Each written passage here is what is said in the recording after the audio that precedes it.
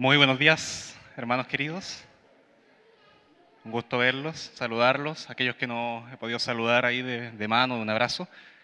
Y bueno, quiero que hoy día tengamos un tiempo para hablar y quiero que hablemos sobre lo que es la vida eterna y la seguridad que también la vida eterna puede producir en nosotros, porque vivimos en un mundo lleno de incertidumbres, la pobreza, la enfermedad, la violencia, la guerra, los desastres, la muerte. Y frente a todas esas cosas, lo que siempre nos tenemos que preguntar es cómo vamos a reaccionar ante eso, de dónde nos vamos a sujetar, a quién vamos a recurrir, de forma tal que el mayor miedo frente a esas cosas no es precisamente que ocurran, porque lamentablemente van a pasar. El mayor miedo es no saber a quién recurrir, cómo voy a reaccionar ante eso, no tener de dónde sujetarme. Y entre todas esas cosas que hay, esas opciones que hay para buscar ayuda, aparece para el mundo Dios. Un Dios a quien puedo recurrir, quizás como un complemento, una palabra a donde puedo ir buscando aliento. Pero ¿qué pasa cuando estas personas y el mundo va y busca, clama a Dios y Él no responde como precisamente ellos quieren? O cuando van a la palabra y en vez de encontrar un mensaje de aliento, de consuelo, más bien encuentran palabras de confrontación. Entonces el cristianismo para este mundo se transforma en algo inestable. Como quien dice, no sé si realmente Dios me puede ayudar acá, Dios me abandonó, yo busqué a Dios, pero Él no me respondió. Y entonces tienden a rechazar a Dios, porque ven que no hay resultados ahora, no hay resultados inmediatos, de forma tal que su esperanza decae, su fe decae, y tienden lastimosamente a caer en rechazar a Dios, porque Dios no me sirvió. Aún así, dentro de todo esto hay una opción vigente para estas personas, que es sobre lo que va a pasar en el futuro. Quizá en esta vida Dios no me sirvió, yo peleo solo, pero aún así las personas que tienen al menos un pequeño indicio de que Dios al menos existe, se pueden preguntar todavía, ¿qué va a pasar cuando yo muera? ¿Qué viene después? ¿Acaso me voy a enfrentar a aquellas personas que al menos creen un poco al cielo o al infierno? Esa pregunta sigue ahí para ellos. Si es posible que cuando vayan a la Biblia o hablen con alguna persona que tiene un pequeño conocimiento puedan saber y hallar al menos esta información. En Dios puedo hallar el camino al cielo. En Jesucristo puedo ser librado del infierno y puedo tener vida eterna. Y hermanos, esto es verdad.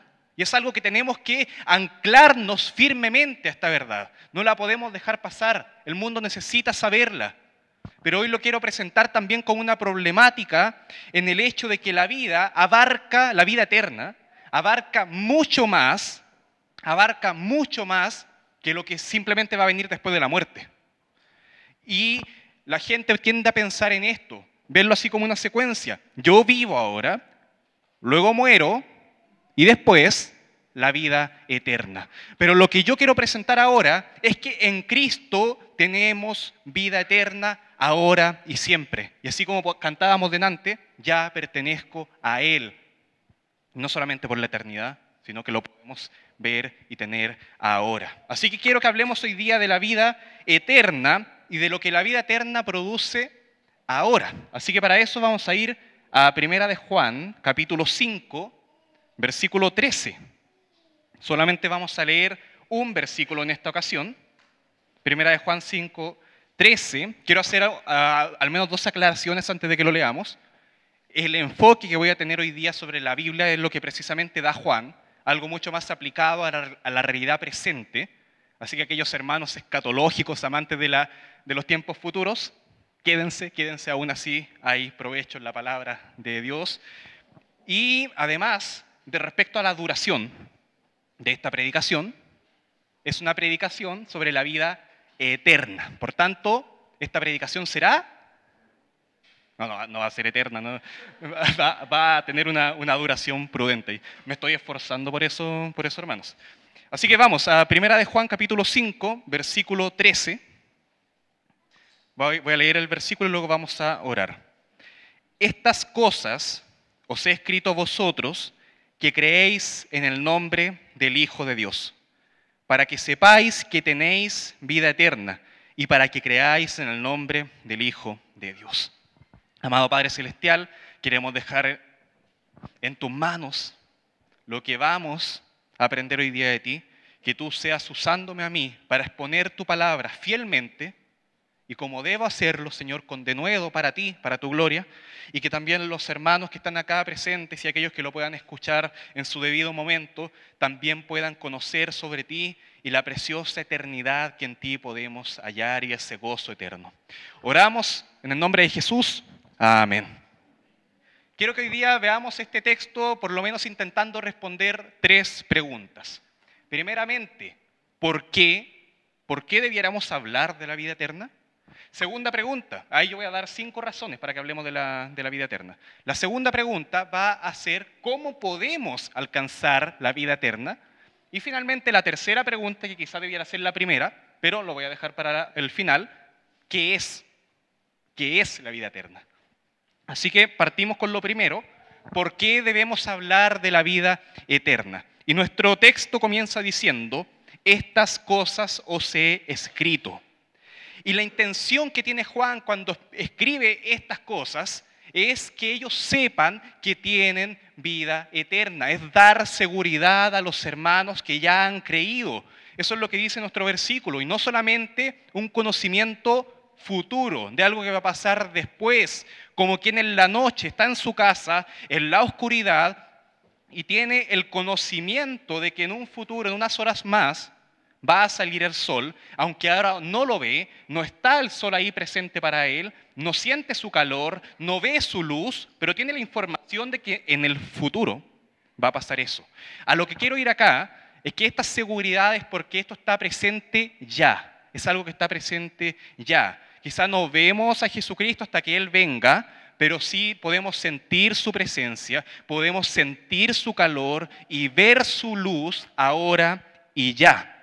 Y la vida eterna es también una vida eterna presente, hermanos. Tienen, el texto dice, para que sepan que tienen vida eterna. Dar seguridad. Una segunda razón por la que debiéramos hablar de la vida eterna es para gozarnos en la seguridad, para gozarnos en la vida eterna. Nuevamente, nuestro versículo comienza diciendo, estas cosas os escribo. Y eso se podría estar refiriendo a la predicación anterior, al texto que precisamente venía hablando Juan, que fue lo que se predicó la semana pasada. Primera de Juan 5, del 9 al 12. Entonces podríamos decir, estos 4 versículos se escribieron para que ustedes sepan que tienen vida eterna. Pero es muy difícil, hermanos queridos, separar esos 4 versículos del resto de la carta.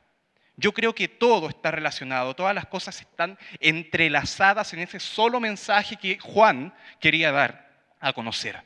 Es difícil separar esas ideas. Y esta fórmula que Juan usa, estas cosas os escribo, ya la había usado antes en la carta.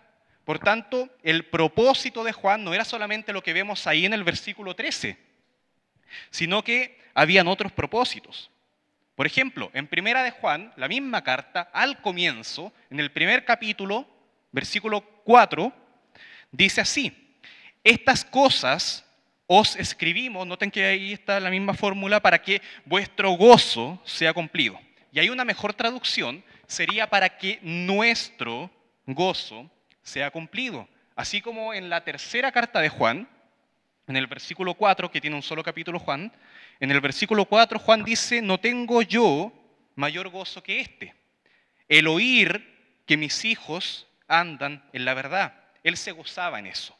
Y acá podríamos pensar que quizás Juan está diciendo, no tengo yo mayor gozo que este, que mis hijos, los hermanos, la iglesia, saben que tienen vida eterna y viven esa vida. Pongamos un ejemplo quizá un poquito fuerte, pero es lo que se me ocurrió en mi imaginación. Imaginen que yo tengo un accidente, espero que no se alegren por eso, no es un ejemplo muy feliz, y quedo en coma. Quedo en coma por unos 10 años. Y en esos 10 años pasan muchas cosas. Entonces yo despierto y comienzo a hacer preguntas. Y entre muchas de esas preguntas podría estar, oye, ¿qué es de Paulina? ¿Qué es de Trinidad? ¿Qué es de Orlando? ¿Cómo está Milena? ¿Cómo han estado estos 10 años? Imaginen que me dijeran, la verdad es que se alejó del Señor. Ya no cree, negó su fe. O está ahí siempre tan triste, tan desconsolado. Dice que Dios lo abandonó. ¿Cómo creen que me sentiría yo? ¿Gozoso? No. ¿Gozoso? No. Pero si me dijeran, después de esos 10 años, y yo preguntara por él o ella, y me dijeran, está bien, vive para el Señor, vive para adorarle, quiere siempre estar anunciando las verdades de Dios. El hermano cree, tiene su fe más firme que nunca. El hermano vive, tiene su vida eterna más firme y anclada que nunca. ¿Cómo creen que me sentiría yo? Me dicen sobre él, él no se va a perder porque es consciente y sabe bien y se afirma bien al hecho de que tiene vida eterna. ¿Cómo me sentiría yo? El cúmulo de todas esas reacciones que yo tendría, esos sentimientos, se llamaría gozo. Lo que sentiría ahí sería gozo. La respuesta que el apóstol Juan estaría esperando acá sería esta. Los hermanos, a los que le estaba escribiendo la carta, ahí hace muchos siglos, los hermanos creen en el nombre del Hijo de Dios y saben que tienen vida eterna. Y continúan creyendo y viven esa vida eterna, porque creen en el Hijo de Dios. Entonces tenemos eso. Hablemos de la vida eterna porque nos va a llevar a tener seguridad. Hablemos de la vida eterna porque nos va a llevar a gozarnos en el Señor. Y una tercera razón para hablar de la vida eterna es que va a incentivar nuestra lucha contra el pecado.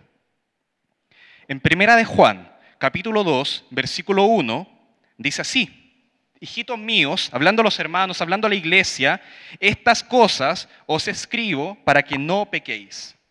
Y si alguno hubiere pecado, abogado tenemos para con el Padre, a Jesucristo el justo. Miren, hermanos, el mismo Jesucristo que dio su vida para que tengamos vida eterna, es el mismo Jesucristo a quien podemos recurrir, a quien podemos buscar refugio y ayuda y consuelo cuando caemos, cuando pecamos, cuando tenemos esos fracasos que necesitamos limpiar nuestra vida. Límpianos de nuestra maldad. Y podemos ir a Él con confianza también, al mismo que nos dio vida eterna, sabiendo que Él es fiel y justo para perdonar nuestros pecados. Y esto es un llamado a que no abusemos de esto. No, esto es un llamado a que no pequemos, es un llamado a no pecar, porque cada vez que confesamos y que decimos y estamos seguros de que tenemos vida eterna, eso es una declaración de guerra contra el pecado. Cuando tú dices que tienes vida eterna, también estás declarándole la guerra al pecado. Entonces, eso también es una razón para que hablemos de esto. Y Juan se gozaría en saber que la iglesia lucha contra el pecado, así como también cualquiera que ama a la iglesia se gozaría también en saber que los hermanos cuidan la palabra de Dios. Hay una cuarta razón. Los han intentado engañar muchas veces, pero ellos siguen cuidando la Biblia, la palabra que les enseña sobre esta vida eterna. En Primera de Juan, capítulo 2, versículo 26, nuevamente aparece esta fórmula ahí. Os he escrito. ¿Ahora sobre qué? Sobre los que os engañan. Y precisamente sobre qué está hablando acá. Si vamos al versículo 25, justo el que está antes, vamos a ir de atrás para adelante. Justo el que está antes dice, y esta es la promesa que Él nos hizo. ¿Qué cosa? La vida eterna, miren, de lo que está hablando precisamente nuestro tema ahora. Los creyentes habían oído sobre la palabra de Dios, así como nosotros ahora podemos leer en nuestras Biblias sobre la vida eterna. Y debemos también nosotros, tenemos el mismo llamado a permanecer en estas cosas, aunque el mundo nos quiera engañar. el versículo 24, nuevamente un poquito más atrás, dice, lo que habéis oído desde el principio permanezca en vosotros. Al mundo les chocan estas cosas. Que nosotros creamos que solamente la Escritura, solamente ahí podemos hallar palabras de vida eterna. Que nosotros creamos que solamente en Jesucristo está el camino para la vida eterna. Que creamos que aquellos que lo rechazan están en la condenación eterna. Al mundo les choca cuando pensamos y creemos y declaramos que Dios es digno de toda gloria y que el cielo, la vida eterna, no es solamente un lugar de vacaciones paradisiacas, eternas, sin Dios, ahí molestando, no, sino que el cielo y toda la vida eterna es para adorar a nuestro Dios. Y que incluso algo que le impacta más todavía y que la gente rechaza es que en la tierra, ya, ahora, viviendo esta vida eterna, somos siervos, somos ya adoradores. No es popular que la vida eterna comience con una vida de servicio acá.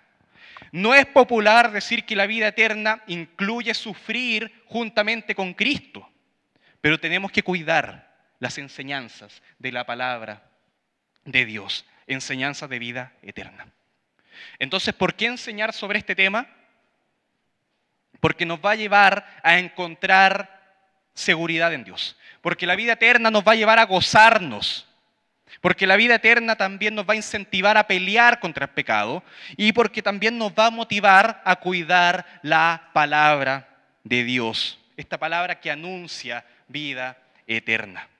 Y una cosa infaltable acá, que no puede quedar de lado, es que también, y una quinta razón, yo les había dicho que iba a dar 5 razones, es que también hablar de la vida eterna va a conducir a otros a la vida eterna.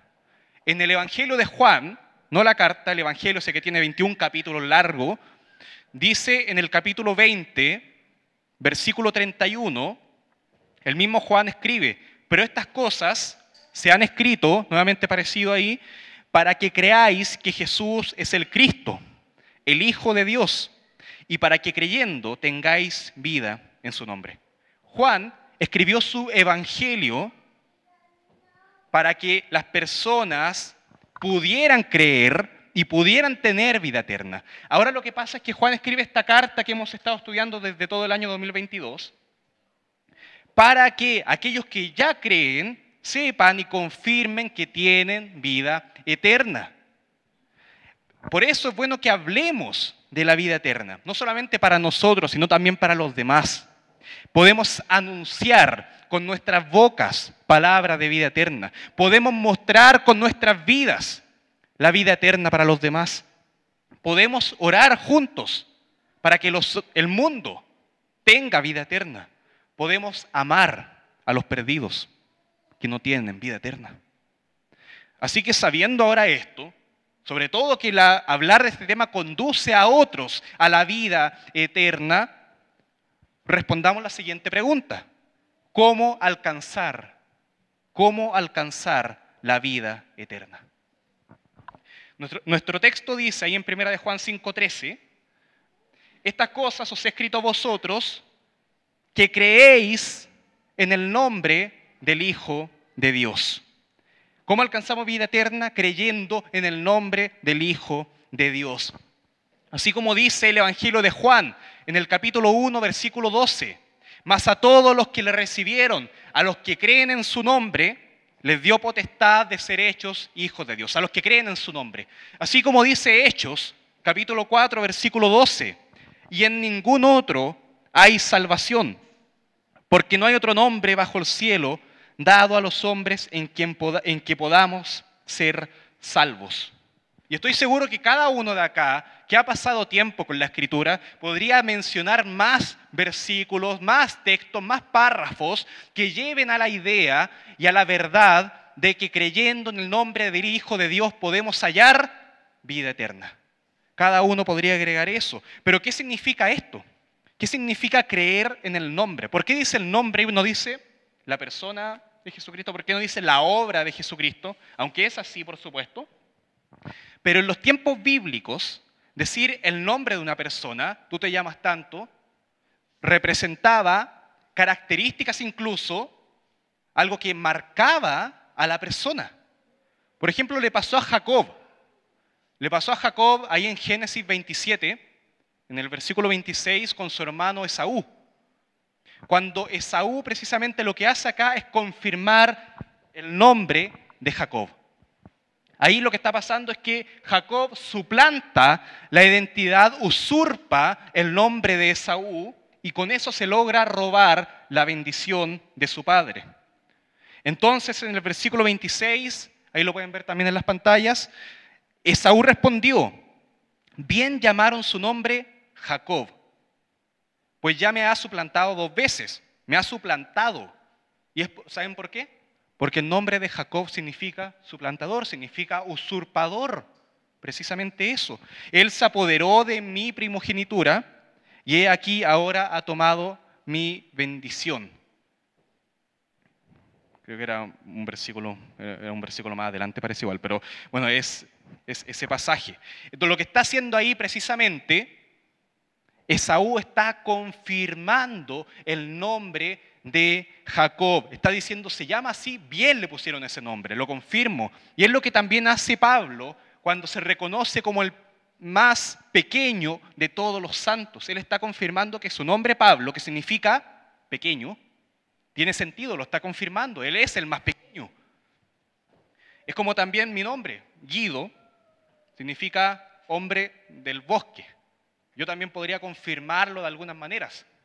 Y también, acá lo que está pasando después con Jesucristo es que ocurre una historia muy importante en Hechos capítulo 3, donde los discípulos de Jesús, cuando ya Jesucristo está ascendido en los cielos, ya cumplió todo su ministerio, y Juan y Pedro tienen una historia bien interesante. Ellos se encuentran con un hombre cojo de nacimiento. Y este hombre les pide una limosna. ¿Y qué ocurre ahí? Pedro tiene esta frase que probablemente ya todos hemos escuchado, no tengo plata ni oro, pero lo que tengo te doy. Entonces le dice en el nombre de Jesús, levántate. Y lo que está pasando acá es que todo este milagro ocurre, y ocurre en un contexto de fe en el nombre de Jesucristo.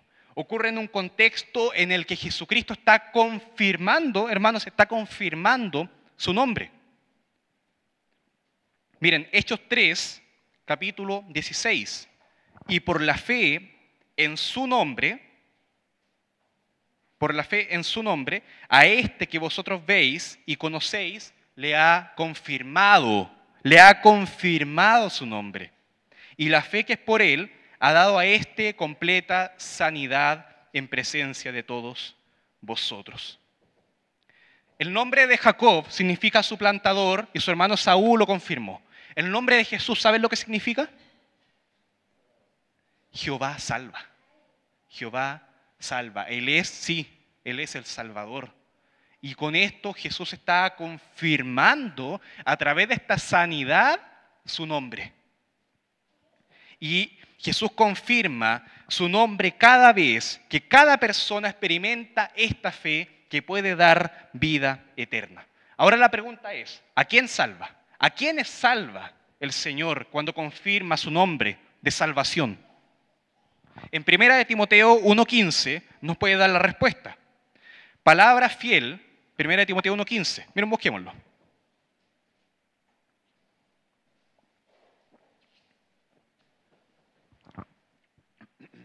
Palabra fiel y digna de ser recibida por todos. Que Cristo Jesús vino al mundo para salvar ¿a quiénes? A los pecadores. Y acá Pablo hace algo bien interesante. Él se reconoce pecador.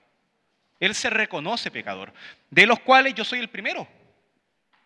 Y también podríamos ver en Juan 3:18 que la persona que se reconoce pecadora también se reconoce condenada y necesitada de esta salvación.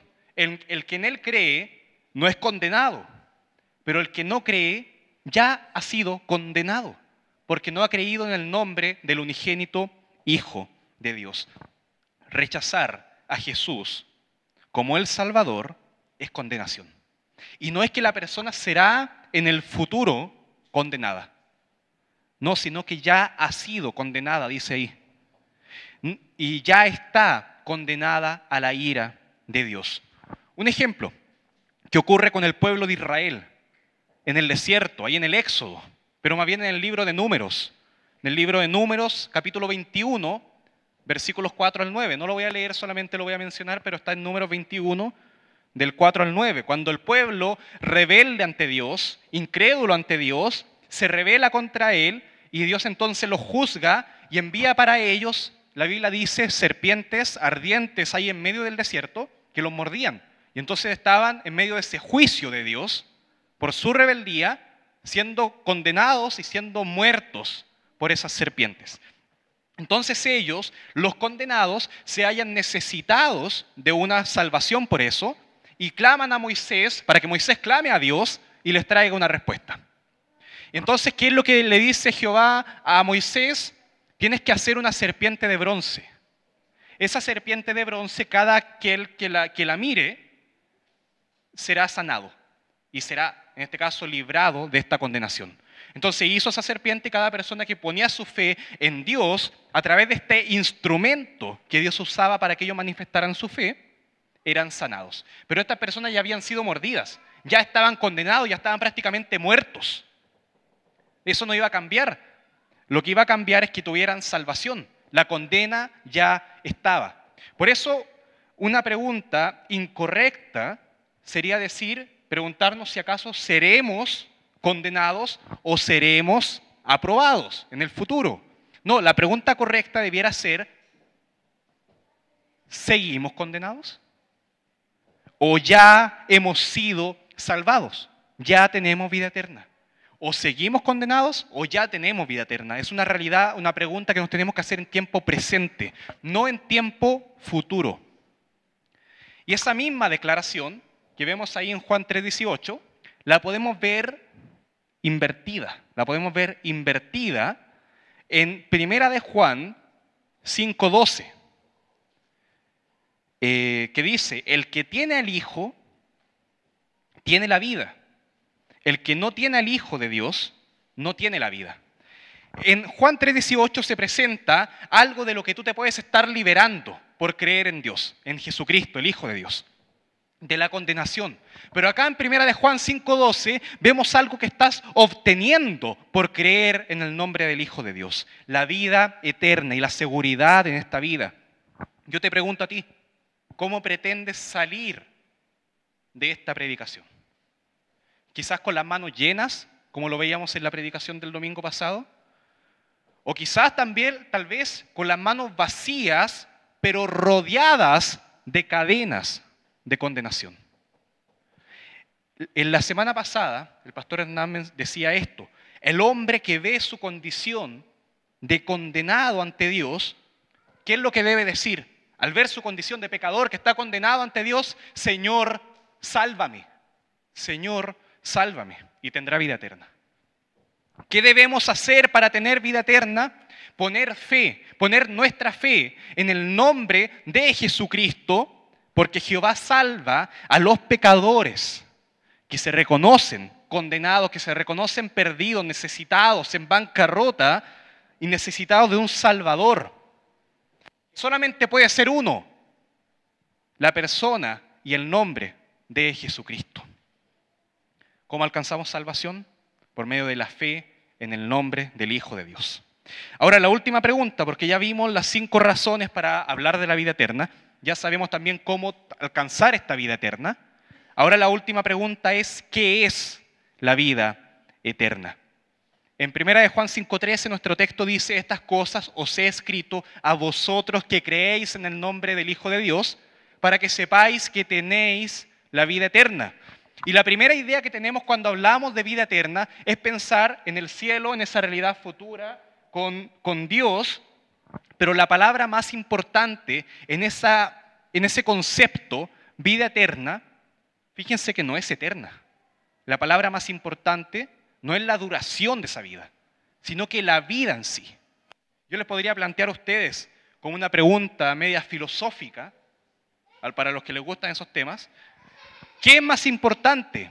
¿Tener una perspectiva eterna de la vida o tener una perspectiva viva de la eternidad? ¿Qué es más importante? Y la palabra nos habla siempre de tener la vida, alcanzar la vida. No nos habla tanto de alcanzar la eternidad, nos habla de alcanzar esa vida con Jesucristo. Ahora, definamos lo que es la vida eterna. Primeramente, voy a mencionar 3 conceptos al menos. El primero es que la vida eterna es comunión con Cristo. Comunión con Cristo. Porque la vida eterna está en Jesucristo. En 1 de Juan 5:11 dice así: y este es el testimonio, 2 puntos, que Dios nos ha dado vida eterna y esta vida está en su Hijo.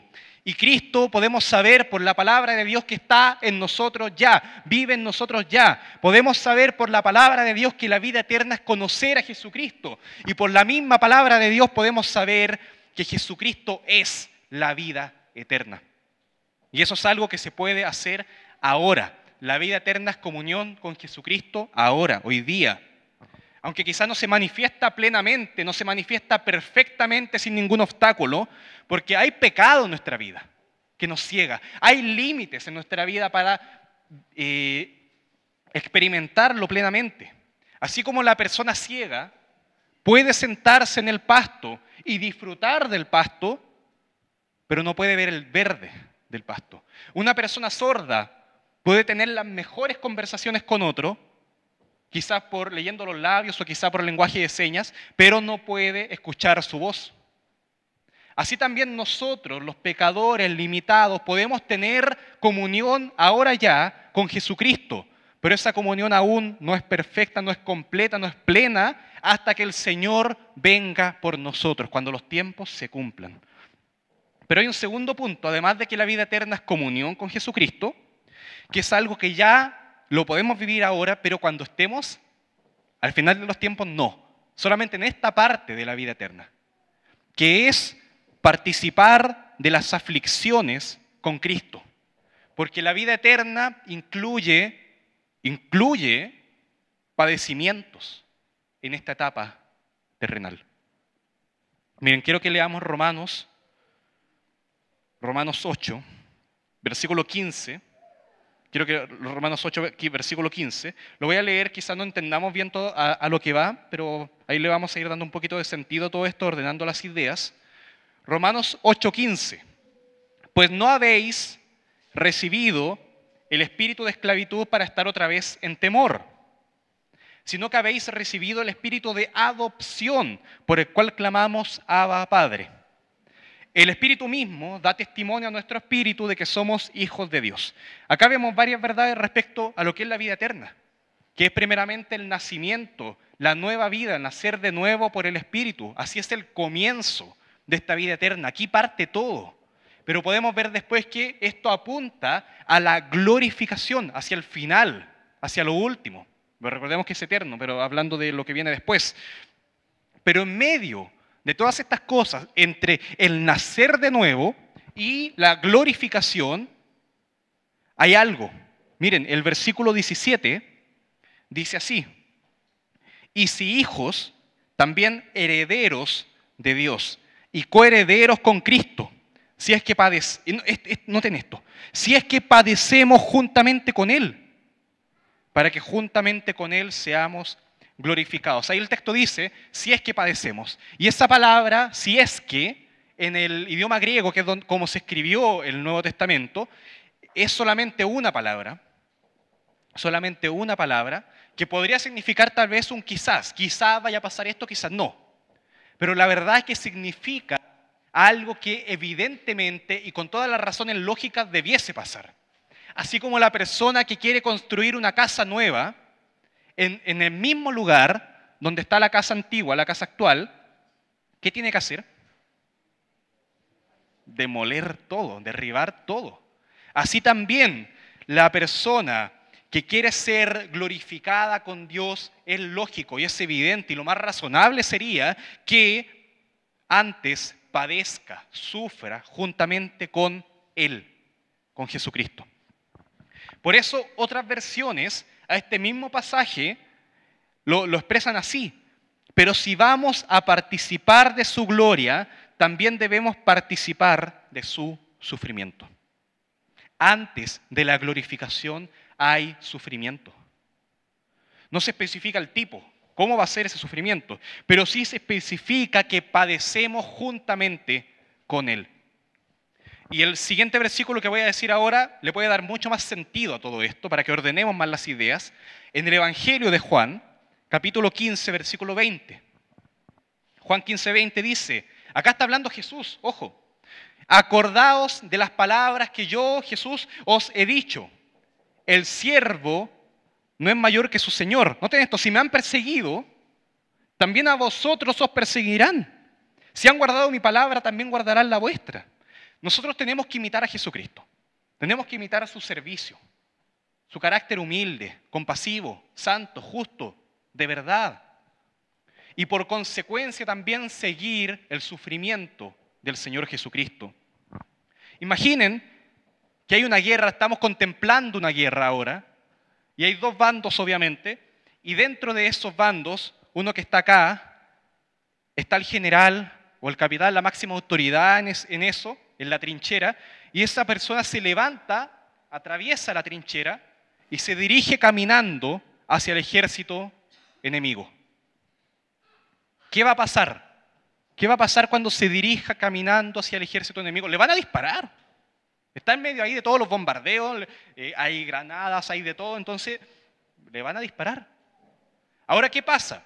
Si luego de ese general se levantan otros seguidores, se levantan más y hacen lo mismo, atraviesan la trinchera y van derecho hacia el ejército enemigo, ¿qué va a pasar? Les van a disparar. Así como le dispararon al primero, también le va a pasar a los que vienen después. Así como muchos rechazaron a Jesús, también rechazarían a los seguidores de Jesús. Así que la persecución no debe tomarnos por sorpresa.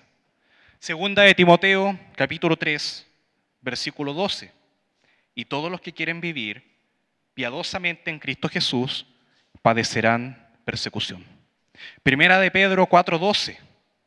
Noten esto, amados, no os sorprendáis del fuego de prueba que os ha sobrevenido como si alguna cosa extraña os aconteciese. Acá lo que está haciendo Pedro en 4:12 es una advertencia contra algo que vendrá. Pero noten que él no habla de guerra, él habla de incendio, él habla de fuego. Porque muy probablemente lo que está pensando Pedro es en la persecución que el emperador Nerón estaba haciendo contra los cristianos, que primeramente los había acusado de fuego, de incendio contra Roma a los cristianos, y luego a los mismos cristianos los había juzgado, y esto es lo que se les venía a muchos encima, al hablar de fuego de prueba, que a muchos cristianos los habían cubierto de brea y los habían colgado en las paredes de los palacios para que iluminaran en la noche cubiertos de fuego, siendo ellos las lámparas, siendo ellos las luces en medio de esos palacios. Entonces, cuando los cristianos escuchaban a Pedro hablando de que les ha sobrevenido un fuego de prueba, probablemente, muy probablemente yo creo que pensaban en eso que estaba pasando ahí mismo. Y muchos creyentes decían, esto es lo que se nos viene, por decir que somos cristianos. Quizás ahora, en el año 2023, acá en Santiago, no pase precisamente eso, pero de todas formas seguimos en terreno enemigo. Aquellos que tienen la vida eterna, si tú tienes la vida eterna, eres enemigo de Satanás y de este mundo caído. ¿Por qué? Porque siguen a Jesús. Pero el consuelo y la gracia la podemos hallar en 1 de Pedro 5:10. Este texto que cantamos a veces, que es hermoso. Mas el Dios de toda gracia, que nos llamó a su gloria eterna, eternidad magnífico. En Jesucristo, esto no lo cantamos porque parece que no calza mucho con los tiempos y todo eso, pero es lo que me interesa precisamente ahora. Después que hayáis padecido un poco de tiempo, Y es importante que lo leamos siempre. Por eso cuando lo cantamos también antes leemos el versículo. De que hayáis padecido un poco de tiempo, Él mismo perfeccione, afirme, fortalezca y establezca. El sufrimiento de los cristianos, de ustedes, solamente durará un poco de tiempo. Un poco de tiempo. Tranquilo, solamente durará un poco. Pero la gloria será eterna. El premio será eterno. Y en el proceso Dios te está perfeccionando. Dios te está afirmando, fortaleciendo. El sufrimiento es usado por Dios para perfeccionar tu vida. Y apunta a algo mucho más allá de la muerte. Por eso en 2 de Timoteo, capítulo 2, versículo 11, dice palabras fieles esta. Si somos muertos con Él, también viviremos con Él, como si estamos siendo muertos, pero estamos hablando de la eternidad. De la eternidad porque Jesucristo es eterno y vamos a estar para siempre con Él. Y esta vida entonces será eterna y el gozo con Él será eterno, pero ya podemos ser partícipes de ese gozo. Y el tercer punto que quiero plantear sobre lo que es la vida eterna, además de que es comunión con Jesucristo, además de que es padecer juntamente con Él, es ese gozo eterno con Cristo. En 1 de Pedro 4:12, ya lo leímos, amados, no os sorprendáis del fuego de prueba que os ha sobrevenido, como si alguna cosa extraña os aconteciese. Versículo 13, si no gozaos por cuanto sois participantes de los padecimientos de Cristo, para que también en la revelación de su gloria os gocéis con gran alegría. Y esto es parte de la secuencia de la vida cristiana. Nacemos de nuevo por el Espíritu, crecemos en la fe, servimos al Señor, sufrimos juntamente con Él y crecemos, servimos y sufrimos y crecemos y servimos y sufrimos. Sabiendo que si sufrimos, también reinaremos con Él. Sabiendo que si morimos, también viviremos con Él. Existe esa secuencia lógica para la vida cristiana. Y somos llamados a ser luz en un mundo de tinieblas. ¿Qué debiese pasar? Somos llamados a anunciar la fe en un mundo incrédulo. ¿Qué debiese pasar? Somos llamados a confrontar el pecado en un mundo pecador. ¿Qué esperamos que pase? Somos representantes de Jesucristo en el mundo en el cual el príncipe de las tinieblas, Satanás, está reinando. ¿Qué es lo que va a pasar? Si no pasan estas cosas es porque probablemente algo extraño está pasando en la vida cristiana tuya o porque quizás no es el momento, pero va a pasar, va a pasar. Y estas cosas no hay que buscarlas. Hermano, esto no es un llamado a meternos en problemas. No es un llamado a buscar ese sufrimiento. El llamado que tienes tú, que tengo yo, que tenemos todos nosotros es a seguir a Jesucristo. Y quiero que ordenemos un poco las ideas. Si crees en el nombre del Hijo de Jesucristo, el Hijo de Dios, perdón, en Jesucristo, y que Él es el Salvador de los pecadores, entonces tienes vida eterna. Pero si tienes vida eterna, entonces Jesucristo también está contigo siempre. Y si tienes vida eterna, entonces vives y vives para Jesucristo, buscas de Él, lo sirves, adoras, predicas y todas esas cosas que el mundo rechaza. Y una evidencia de que estás viviendo la vida eterna es que estás siendo precisamente rechazado por el mundo. Por tanto, ese sufrimiento es parte de la vida eterna que estamos teniendo ahora en este mundo. Y eso no nos alegra, no es una noticia muy feliz, pero el Señor nos llama a servir y nos llama a adorar. Y además de todo eso, el gozo por seguir al Señor es más grande y es eterno. Y es eterno. Ahora bien, quiero aclarar algo que puede confundir quizá a algunos sobre lo que es el gozo. Que el gozo de la vida eterna no es sinónimo de estar riéndose todo el día. No es sinónimo de eso. El gozo es el resultado, noten esto, el gozo es el resultado de cuando la vida eterna, futura, celestial, ese gozo eterno se superpone y cubre todo lo que es la vida terrenal presente ahora de aflicciones. Esa vida terrenal es cubierta por esa vida celestial. El gozo es el resultado de cuando Jesucristo se superpone y cubre toda tu vida presente. De forma tal que frente a las dificultades tenemos que contemplar el momento en el que estemos sabiendo que llegará un momento donde estemos siempre con Dios en el cielo, sin pecado, sin maldad, sin enfermedad, en su gloria. ¿Cómo reaccionamos ante eso? ¿Cuál es la reacción que tenemos ante eso? Gozo. Frente a la soledad y el abandono, recordar que estamos con Jesucristo. Y la reacción ante esa comunión con Cristo, ante la comunión con la iglesia, con los hermanos, es gozo. La reacción cuando sabemos que estamos expuestos al sufrimiento, pero en Jesucristo hay consuelo eterno, hay fortaleza en nuestro refugio. La reacción ante eso es gozo. La reacción cuando nos vemos expuestos al pecado, pero sabemos que en Él hay perdón y justificación, es gozo. La reacción cuando estamos enfermos, pobres, llenos de malas noticias, pero sabemos que Dios es fuerte, poderoso, misericordioso, bondadoso, lleno de gracia, esa reacción es gozo. La reacción cuando sabemos que estamos expuestos a la muerte, pero sabemos que en Jesucristo hay vida, vida eterna, la reacción ante eso es gozo. La reacción de que frente a cualquier cosa, primeramente nosotros somos hijos de Dios. Ante todo, somos hijos de Dios llamados a vida eterna y que esa vida eterna solo la tenemos porque Dios nos ama.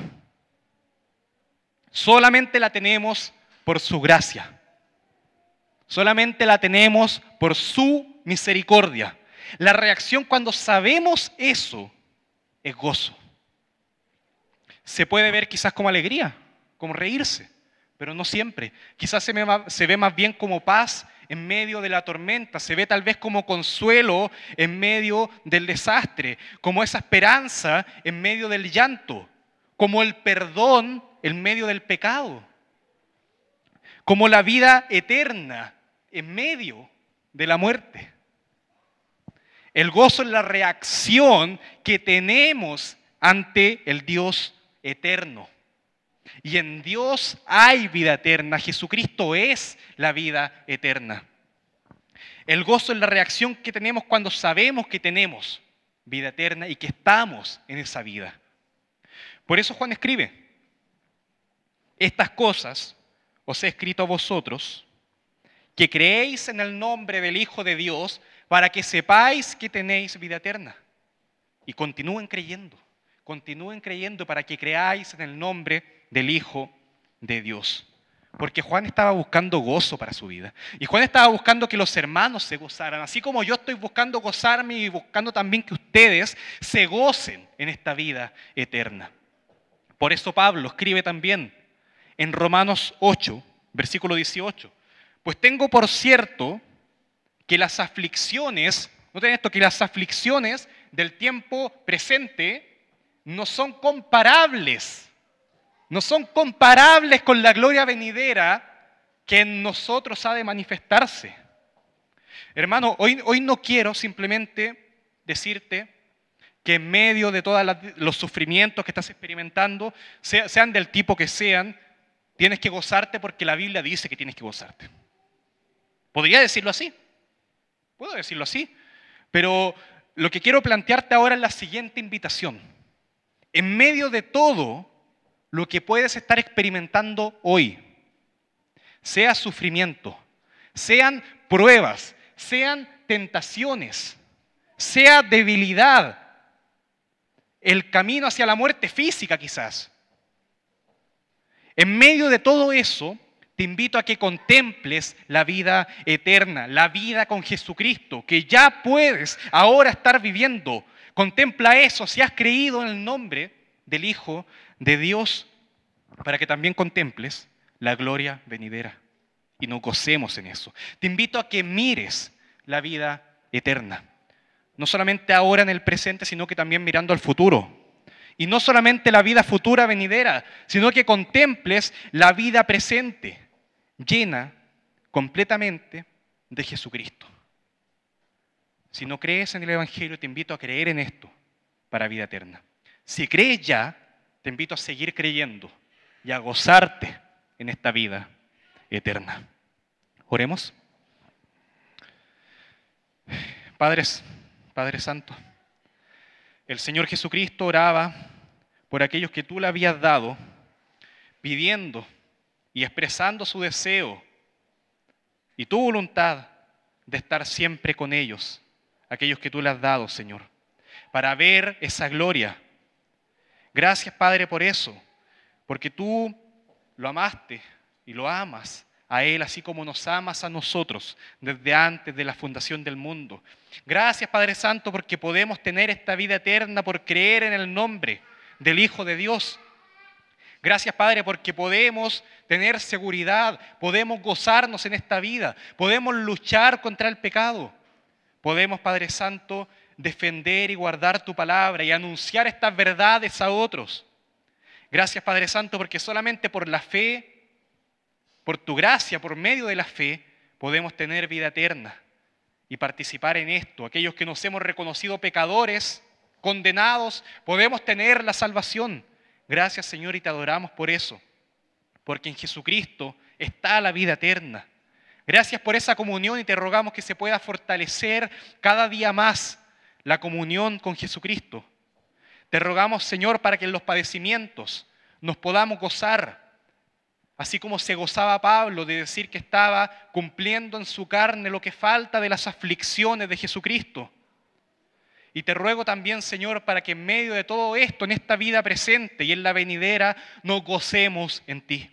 Te ruego, Señor, por cada uno de los que ha oído esta palabra, para que crean en ti, para que se gocen en ti, para que sigan creyendo en ti y para que experimentemos juntos la vida eterna que solamente en ti podemos tener. Gracias, Señor, en el nombre de Jesucristo oramos. Amén. Gracias, hermanos.